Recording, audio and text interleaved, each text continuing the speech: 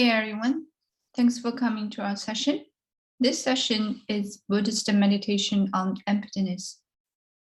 We have covered the first session last week, which is the importance of realizing emptiness. Today, we're talking about the stages of the realization of emptiness. In next session, we're talking about realizing emptiness through recognizing the nature of mind. So in today's session, we'll cover below items. The first one is Introduction to Larunga Buddhist Academy and Khenpo Sodagi.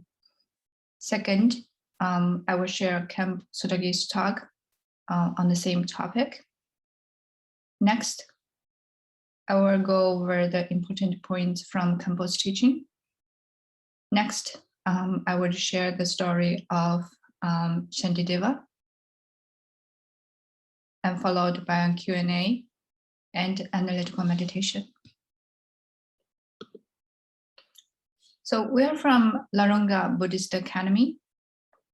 This academy was established in 1980, funded by His Holiness Jinmei Phongso Rinpoche. It is located in China, Sichuan province. Since then, it started to become one of the largest and most influential centers from the study of Tibetan Buddhism in the world. As you can see in the picture, the red cabins are the practitioners live. So in peak time, the practitioners number is more than 10,000. This is a Grand Sutra Hall from the Buddhist Academy. So they are learning the different brand of Buddhism, like Mahayana, Sutrayana, Vajrayana. Then they are learning different textbook and following the different practice. This is the people walking around a temple at Larunga. There's some Tibetan people and Han people, like the people from mainland China.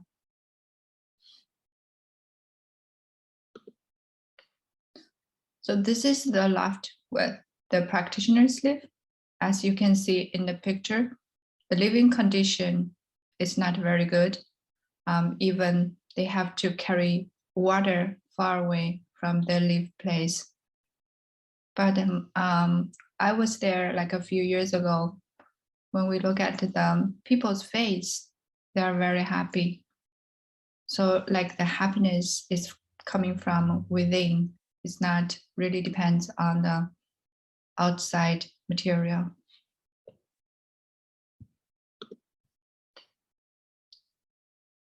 This is His Holiness Jinmei Phongso Rinpoche. He's the founder of the Buddhist Academy. This picture is he's giving the Amitabha empowerment ceremony. So it's like about 20 years ago. As you can see in the picture, like lots of people come from everywhere to attend this ceremony.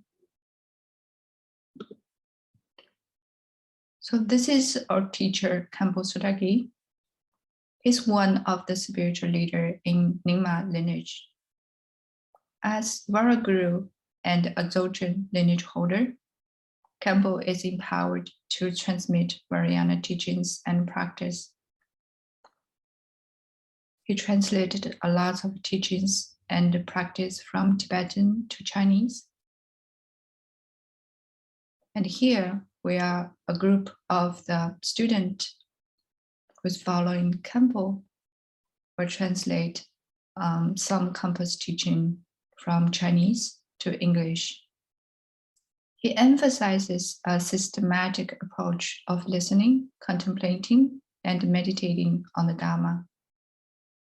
And he has been teaching over 30 years. If you are interested, you can find some of the teachings in khenposodagi.org. Next, I would like to introduce some of the regarding the Tibetan Buddhism, gurus and power of lineage transmission. Tibetan Buddhism places much emphasis on lineage transmission that has been passed on till today from Buddha to our teachers. It carries great power continuously and without interruption. Without receiving such transmission, one is not allowed to teach others, however wise and skilled he might be.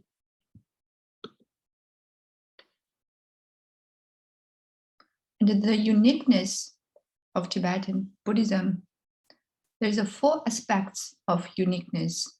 The first one is precepts.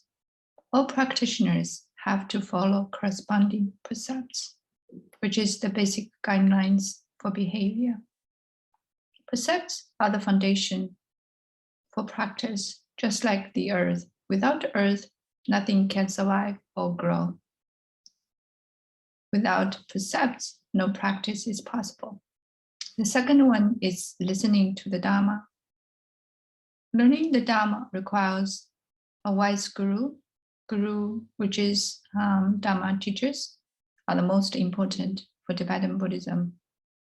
The third one is contemplating. The fourth one is meditation.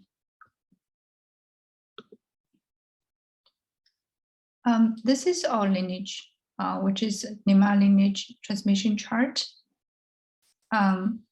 This is Khenpo Jigme Phuntsho, which is the founder of the Buddhist Academy. Below here is Khenpo Sodagi and Khenpo Tsutrim Lodro. There are 2 pretty famous Khenpos under Khenpo Jigme Phuntsho. So you can find a lot of videos from these 2 Khenpos in YouTube as well. So from this transmission chart, Buddha Sakyamuni transmit the teachings all the way down to Shirin Simba master. So he's introducing the Dzogchen to Tibet. So and transmit all the way to Master Lomchen Rajan, who is the author of preliminary practice instructions of finding comfort and ease in the nature of mind. We have this 94 sessions of guided analytical meditation instruction, which is available on YouTube. And from Lomchen Rajan Master, or transmit the teachings to Pachu Rinpoche. So Pachu Rinpoche is the author of the textbook, The Word of My Perfect Teacher. We also have these teachings available on Meetup. If you're interested, you can register on Meetup. So, and we'll continue. Pachu Rinpoche transmit the teachings to Mepo Rinpoche, and Mepo Rinpoche transmit the teachings to Khenpo Jigme Phuntsho, and last to our teacher, Khenpo Sodagi. So our teachings, our sharings here are almost all from our lineage masters. That's why it is carry great power. And the power is really underneath the textbook. It's not the content, it's the lineage transmission power. If you study this book or meditation, gradually you can feel the power, the blessing from the previous masters. So this is Khenpo Sodagi's comment from the same topic of today's session. So no matter whether you believe in Buddhism or not, it is important for you to know the nature of your mind. The myriad of sufferings experienced by human beings are rooted in ignorance of this nature. And the two methods to realize the nature of mind are analytical meditation and stabilizing the meditation. So I would like to share Khenpo's teaching in 2014 in US Temple University regarding the same topic. From last session, I shared part of the video, and for this session, I would like to share the stages of realization of emptiness. So Khenpo is giving the teaching Tibetan, so I will skip the Tibetan teachings and go to the translation. And also the whole teaching is also, you can find it in a description section of this video. I strongly encourage you go over the full teachings. They are very precious. I'm sure you can get a lot from it. 그래서 somnatani ta semde 동안이요. semde 마드바스도 고송디 다때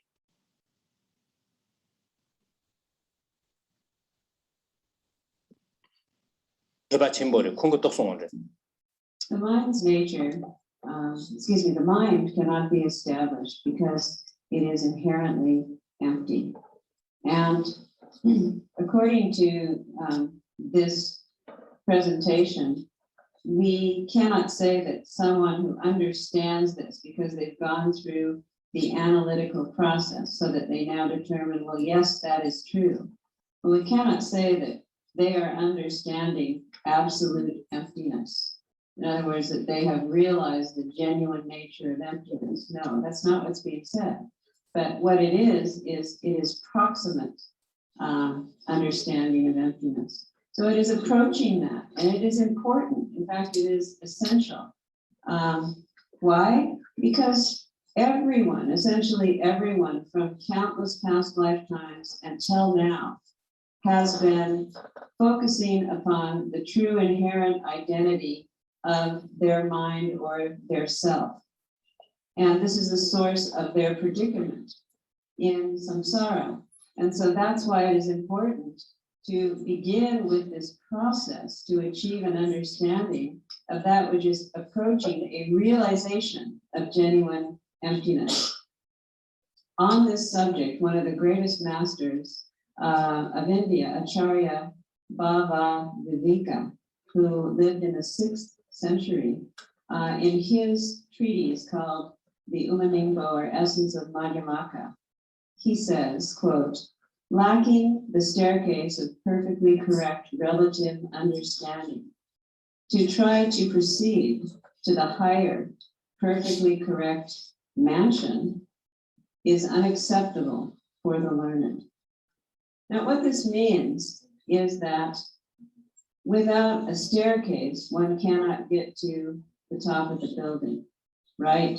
Be it a staircase, an elevator, an old escalator that's just barely going up, whatever the case may be, you can't reach the top. And so that, in his quote, is likened to the need to accomplish this proximate understanding of emptiness, which is called here perfectly correct relative understanding. That's the staircase. And that staircase is going to lead to the actual fully qualified realization of emptiness, which is likened to the perfectly correct mansion. In other words, to reach the top. And without that, those who are learned, those who know and who have realized emptiness, are not going to accept that you can just go to the top without some way to get there. And so, for example, previously when I was in the United States, the first time I had an opportunity to go in the elevator in the Twin Towers up to the top. So it sticks in my mind because that was such an amazing ascent to the great mansion of that platform where we could see everything. And now, of course, that's completely gone. So that's also showing impermanence. The staircase is not the actual qualified final destination of genuine emptiness realization, but it is necessary to ascend through that process. Tatte tartı bir nefterna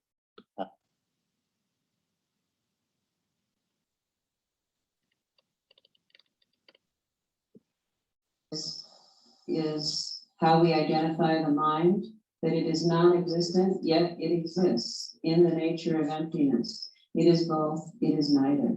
Both meaning it is both non-existent and existent, and neither means it's neither of the two. It is just empty. And so, as it mentions in the ornament of the middle way, ultimately the view is devoid of all elaborations. And so there's nothing to hold on to. There is nothing to be free from.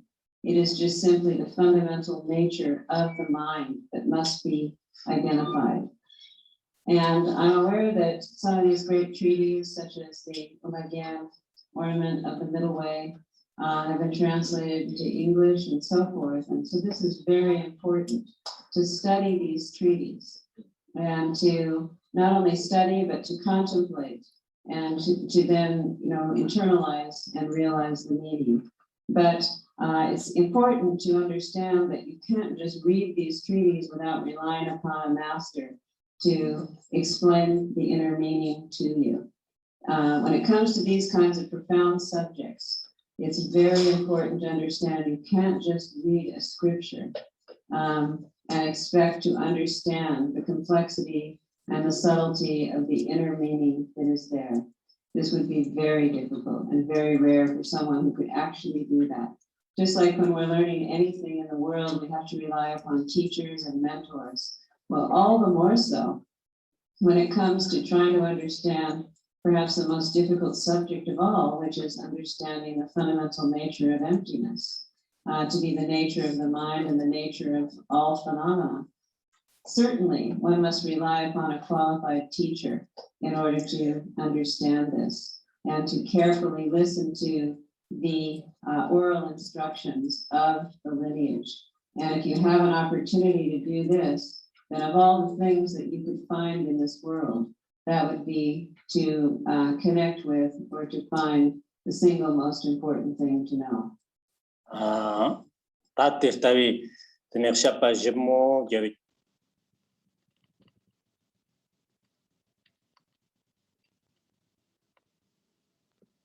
tokkur gogenena tam ngonde geri onjisiyo toksong. Checking into our mind then to see if there is something tangible that exists that we can establish as true, to see if there's something tangible or material that does not exist or that has discontinued that we could establish to be this nature. We will eventually determine through analysis that the mind is like space. For it is, as one of the greatest masters of all time, the author of the Bodhicharya Avatara, which is the way of life of the Bodhisattvas, the great Indian Pandit Shantideva, tells us, and I'll quote from him, but I assume that many of you have heard of him and may have even read or are studying this great text, the way of life of the Bodhisattvas. If not, it's something you really must study and come to know. And there, actually, he teaches the subject of emptiness in his 9th chapter. And at the time that he was teaching this in India, when he got to the subject of the 9th chapter, he rose up from his throne and he began getting higher and higher up into space and levitating and going up into space and eventually disappearing from sight, but still being able to be heard as he gave the teachings, so as to emphasize the point that he was making about the nature of emptiness. So the quote reads, when realizing that all that is tangible and intangible does not exist in the domain of the mind, it is then that no other aspects exist. So everything becomes non-conceptual and completely tranquil. And so this reminds us of the analogy that is found in the ornament of the Madhyamaka, the Umagyan, where emptiness is likened to the ocean, and the mind is like a little boat floating on the ocean that falls apart. And so there's nothing there to hold on to when just falling into the ocean, which is emptiness. Once emptiness is realized, then this boat or ship of the mind falls apart with nothing to hold on to. And so it becomes non-conceptual and just completely tranquil. Everything just rests there.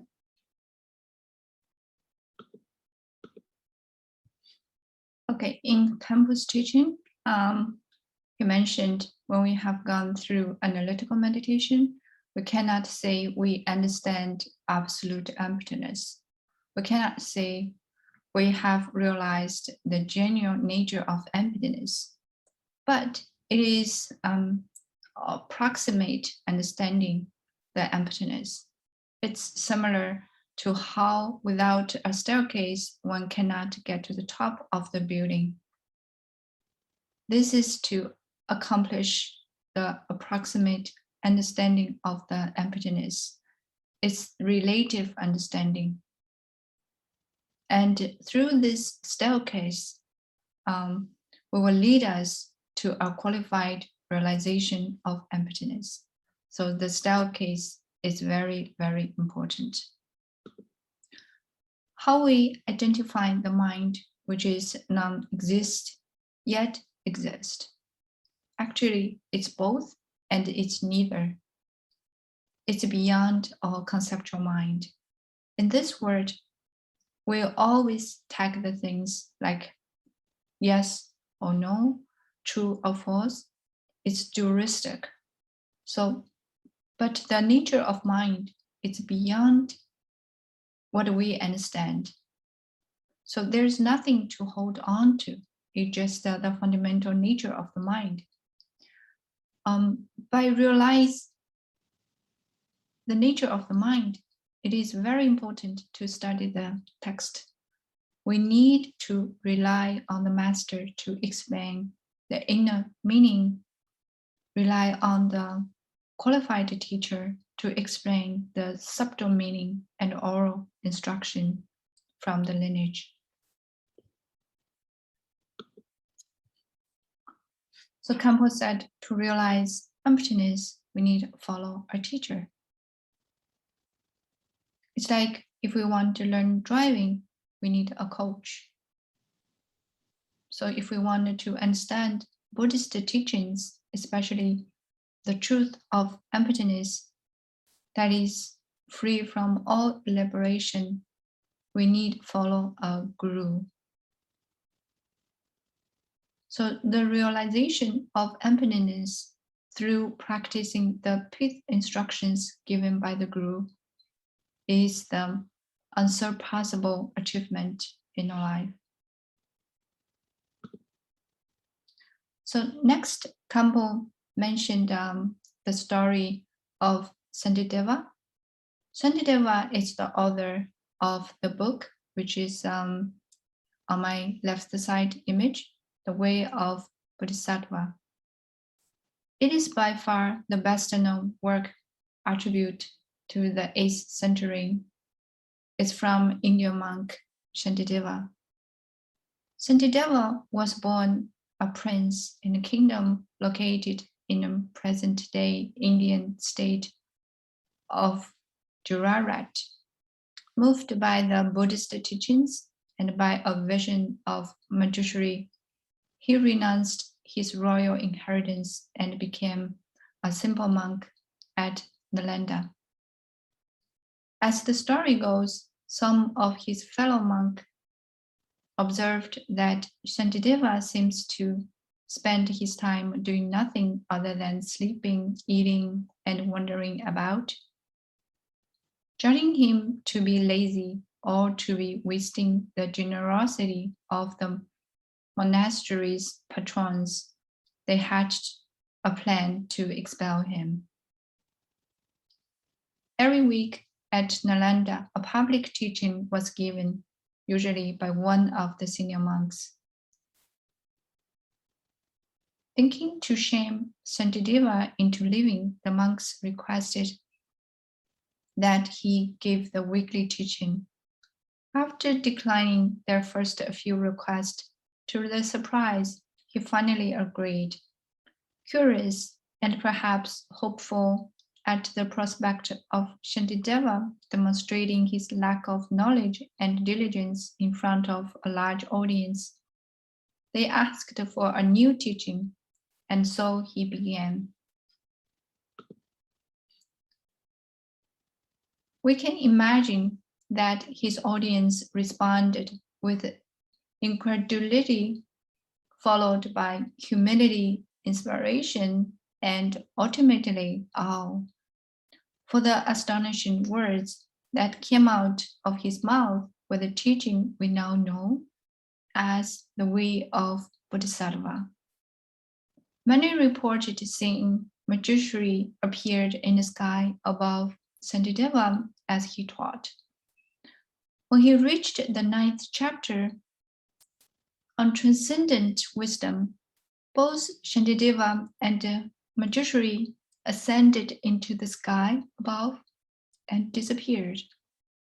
Though Shantideva's voice continued to be heard as he completed his exposition to demonstrate the emptiness. For well over a millennium now, Shantideva's The Way of the Bodhisattva has been revered and studied as the manual for the development of bodhicitta, the mind of awakening both in the aspiring and engaged forms of relative bodhicitta and absolutely bodhicitta. So Kampa said, if something tangible exists, we can establish as true.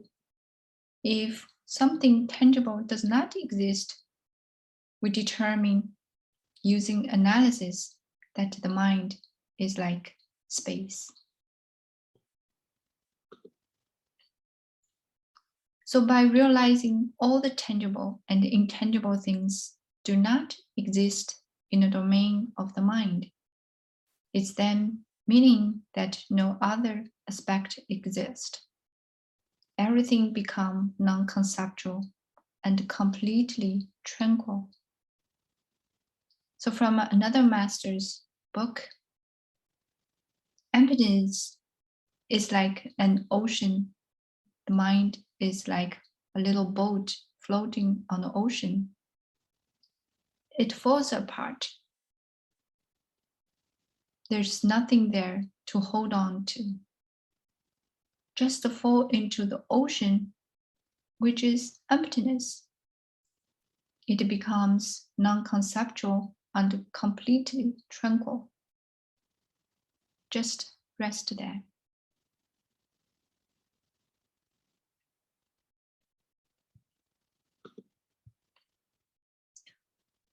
I will not cover analytical meditation in this session. And also, I will not cover Q&A in this session. Next, I would introduce every Sunday's study, The Word of My Perfect Teacher. This is the textbook, a guide to the preliminary for the heart essence of vast expansion from the Great Perfection. The textbook is written by Patrul Rinpoche, interpreted by Khenpo Sudagi. The Great Perfection Dzogchen is a profound Dharma direct, resulting in enlightenment through direct mind pointing method. This weekly teaching is available on Meetup. You can enroll the teachings on Meetup if you are interested. With the teaching, we also have 94 sessions of guided analytical meditation. This is launching Ninti Conundrum meditation. Composite in our current study of the preliminary of the great perfection, which is the word of my perfect teacher, everyone is also required to participate in the actual practice of meditation. Mainly, what we will meditate on is based upon Longchenpa's preliminary practice instruction of finding the comfort and ease in the nature of mind. Longchenpa is also the one of the greatest Dzogchen master. This meditation series is available on YouTube. If you are interested, you can follow the instructions anytime. So that's all for today's session. And thank you. We'll see you next time.